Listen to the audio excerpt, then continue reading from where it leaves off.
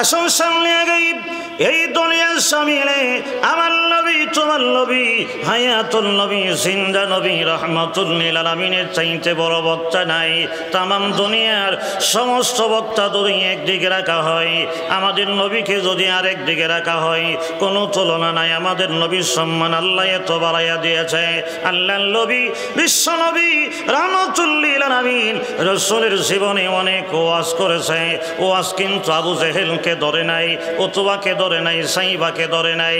আল্লাহর নবী রাসূলের চাচা আবু তালিব রে ওয়াজ করেছে। আবু তালিবকে পর্যন্ত ওয়াজে ধরে নাই। জোরে কোন ঠিক কিনা? আল্লাহর নবী রহমতুল নবী শেষ পর্যায়ে চিন্তা করলেন, আমার চাচা দুনিয়া থেকে যদি এমনিভাবে বিদায় হয়ে যায়, কিয়ামতের ময়দানে মুসিবতের দিনে আমার চাচার জন্য সুপারিশ করা সম্ভব হবে না। কারণ হইল ওই দিন মুসিবতের সময় লক্ষ লক্ষ গুনাহগার উম্মতকে সুপারিশ করে আমি আল্লাহ তৈরি জান্নাতের মেহমান বানাবো।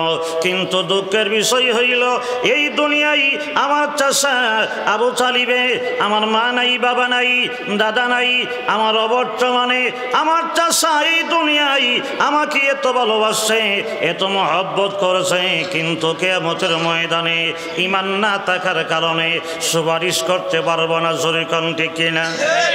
আল্লাহর নবী রাহমাতুল লিল আলামিন চিন্তা করলেন, মরণের সময় আমার চাচা মনে হয় একটু সোজা হইতে পারে, আমার ওয়াজটা মনে হয় খাইতে পারে, ধরতে পারে। আল্লাহর নবী রাসূলের মন বড় আশা লইয়া মরণের আগে আবু তালেবের সামনে গিয়ে দাঁড়াইয়া বলে, এ চাচা, এই দুনিয়ায় আমার মা নাই, বাবা নাই, দাদা নাই, অনেক ভালোবাসছেন আমাকে, অনেক মহব্বত করেছেন গো চাচা। কিয়ামতের ময়দানে আমি রাসূলের সুপারিশে অনেক মানুষ জান্নাতি হয়ে যাবে, কিন্তু আপনি ঈমান গ্রহণ না করার কারণে, কালিমার মালা গলায় না নেওয়ার কারণে ওই মুসিবতের দিনে আপনাকে সুপারিশ করা সম্ভব হবে না।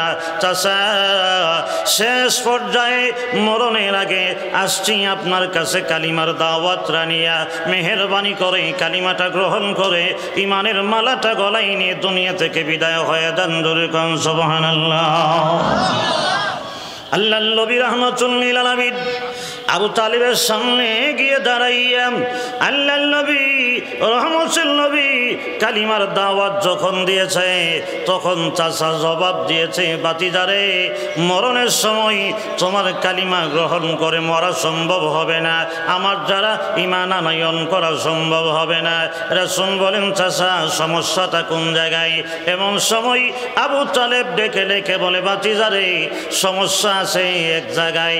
সমস্যাটা হইল আমি যদি কালিমা গ্রহণ করে মারা যাই, মুসলমান হয়ে যদি মারা যায়, ঈমান গ্রহণ করে যদি মারা যায়, আমি দুনিয়া থেকে বিদায় হয়ে গেলে আমার গোষ্ঠীর এলাকার মানুষেরা বলবে, এতিম বাতি যারা হাতে মরণের সময় সিলিন্ডার হয়ে মরছে। জোরে কর নাউজুবিল্লাহ।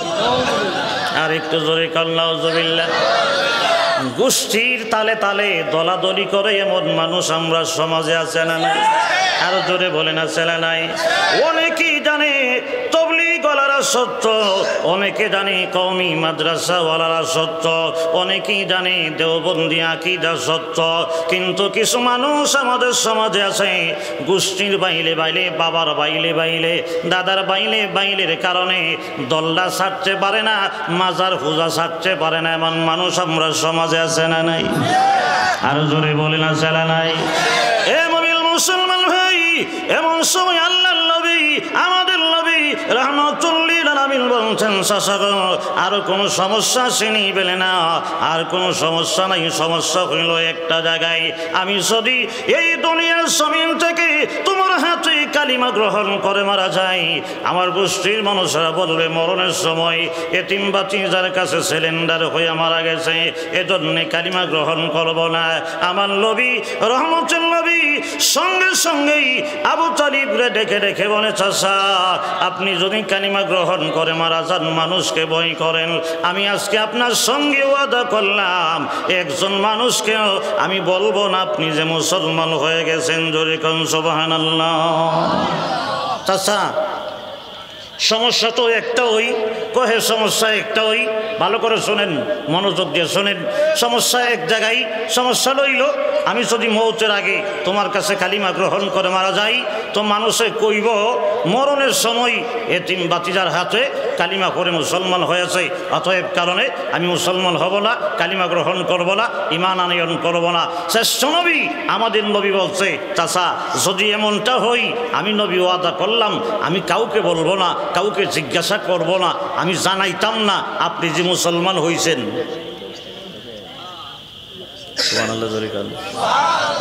এমন সময় সেই আবু তালিবে আমার নবীর সঙ্গে জবাব দেয়, মুহাম্মদ রে আমি জানি তুমি মিথ্যা কথা বলো না, তুমি কাউকে জানাইবে না শোনাইবে না, আমার জানা আছে, কিন্তু রে নবী তুমি এত সত্য নবী, তোমার কালিমা এত সত্য কালিমা, তোমার ইসলাম এত সত্য ইসলাম, আমি আবু তালিব যদি মরণের আগে কালিমাটা জবান দিয়ে বের করি, কালিমাটা জবান দিয়ে বের করতে দেরি হবে, একটা মুহূর্ত দেরি হবে না, তোমার কালিমার নূর আল্লাহ আমার চেহারায় বাসায়া দিবে।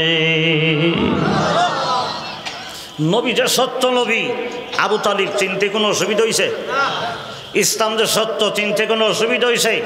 কোনো অসুবিধা হয় নাই, কিন্তু সে ওয়াদা করতেছে, সে বলতেছে এত সত্য কালিমা তোমার, আমি যদি গ্রহণ করি তোমার কালিমার নূর আল্লাহ আমার চেহারায় বাসায় দিবে, অতএব কারণে আমি মুসলমান হইতাম না, কালিমা গ্রহণ করতাম। তার কি বলা না? কপাল ভালো না। শরীকন কি ভালো না? আরো শরীকন কি ভালো না? এমন সময় আল্লাহ নবী রাহমাতুল্লিল আলামিন চিন্তায় পড়ে গেল, টেনশনে পড়ে গেল, আল্লাহ রে আমার চাচা এই দুনিয়ার জমিনে কালিমা গ্রহণ করবে না, মুসলমান হবে না, কালিমা ছাড়া যদি দুনিয়া থেকে বিদায় হয় আমার চাচা তো জাহান্নামের আগুনে চলে যাবে, কিয়ামতের ময়দানে আমার চাচার জন্য সুপারিশ করা সম্ভব হবে না। আল্লাহ রাব্বুল আলামিন সঙ্গে সঙ্গেই আকাশ থেকে জিবরাইলের মাধ্যমে ওহী নাযিল করে জানাইয়া দিয়েছেন, ইন্নাকা লাতাহদি মান আহাব্বাতা। জোরে কোন আল্লাহু আকবার। হাবিব হে নবী, এই দুনিয়ায় আপনি যাকে ভালোবাসেন মহব্বত করেন তাকে হেদায়েত দিতে পারবেন না, কারণ হেদায়েতের চাবিকাঠি হইল আমি আল্লাহর হাতে, আপনি হেদায়েত দিতে পারবেন না, আপনি যাকে ভালোবাসেন হেদায়েত দেওয়া সম্ভব হবে না, কারণ নবীর কাজ হইল শুধু শোনাইয়ে দেওয়া, দায়িত্ব হইল শুধু দাওয়াত দেওয়া, কিন্তু আহকামুল হাকিমিন আল্লাহ রাব্বুল আলামিনের কাজ হইল মানুষকে হেদায়েত দেওয়া, নবীর কাজ হইল দাওয়াত দেওয়া। জোরে কোন ঠিক কিনা? আল্লাহ বলছেন লাস্তা আলাইহিম বিমুসাইতির, ওগো নবী আপনাকে আমি আল্লাহ দারগা বানায়া পাঠাইছি না যে আপনি মানুষকে বাইরায়া হেদায়েত প্রাপ্ত বানাইতে হবে, মসজিদমুখী বানাইতে হবে, কালিমাওয়ালা বানাইতে হবে, আপনাকে আমি আল্লাহ দারগা বানায়া পাঠাইছি না। জোরে কোন ঠিক কিনা? হ্যাঁ, তাহলে হেদায়েতের মালিককে? আমাদের কাজ হইল শুধু খালি কি বলা, শুধু কাজ হইল ওয়াজ করা, কিন্তু শোনা মানা এই হইল দায়িত্ব হইল আপনাদের। জোরে কোন ঠিক না? কিছু কিছু জায়গায় মসজিদের ইমাম সাহেবরে বেতন দেয়, এখন তো মসজিদের ইমামের বেতন একবারে কম। জোরে কোন ঠিক না? এরপরেও ঠেলা দেওয়ার সময় এমন আচ্ছা তালে ঠেলা দেয়, কই ইমাম সাহেবরে 10,000 টাকা 15,000 টাকা বেতন দেই, কই আমরা হুজুরে তো ওয়াজ কইরা 5টা লোকরেও নামাজি বানাইতে পারছে না, 5টা লোকরেও ভালো বানাইতে পারছে না। আপনারা কি বলেন, এটা কি ইমামের দায়িত্ব মানুষকে নামাজি বানানি? কি বলেন? ইমামের দায়িত্ব?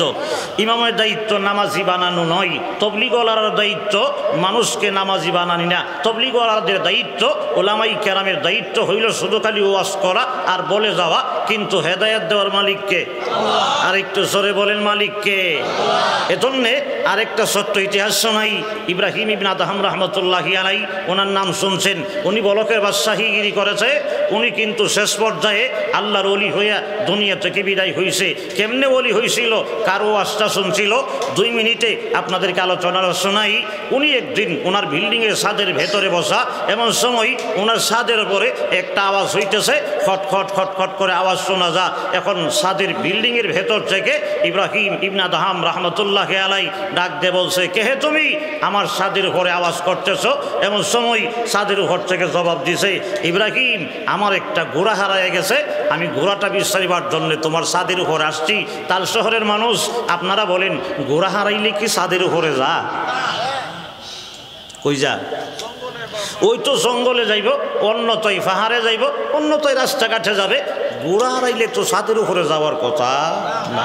কথাটা এজন্য বলতেছি, আপনারা যে মসজিদের ইমামের ওয়াজ শুনেন না, বাড়ির কাছে হুজুরের ওয়াজ শুনেন না, বক্তা শুরু হইলে ওয়াজ শুনেন না, ওই টেহা বেশি দিয়ে আনতারলে এই বক্তার ওয়াজ শুনেন, অনেক দূর থেকে বক্তা আনলে এই বক্তার ওয়াজ শুনেন। মনে করতেছেন মনে হয় এই বক্তার ওয়াজে, এই বক্তার কথাই মনে হয় হেদায়েত আছে, বাড়ির কাছের বক্তার কথাই মনে হেদায়েত নাই। কারণ হেদায়েত কোন সময় কাকে দিবে, কার ওয়াজই দিবে, একমাত্র জানে কে? আর একটু জোরে কম জানে কে? সঙ্গে সঙ্গেই আল্লাহর আলী ইব্রাহিম ইবনে আদহাম রাহমাতুল্লাহ আলাইহি তখনও কিন্তু ওলি হয় নাই, তখন আল্লাহওয়ালা হয় নাই, তখন ছিল উনি একজন বলকের বাদশাহীগিরি করে। ওনার বিল্ডিংয়ের ভেতরে উনি বসে আছে।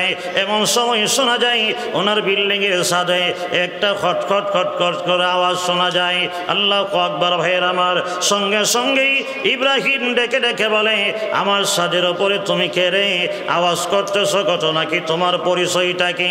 বিল্ডিংয়ের ছাদের উপর থেকে জবাব দেয়, পরিচয় জানিয়ে লাভ নাই, নাম জানিয়ে লাভ নাই, আমি কেন আসছি, কি জন্য আসছি আমাকে জিজ্ঞাসা করতে বলো। ইব্রাহিম ডেকে ডেকে বলে, তুমি কেন আসছো?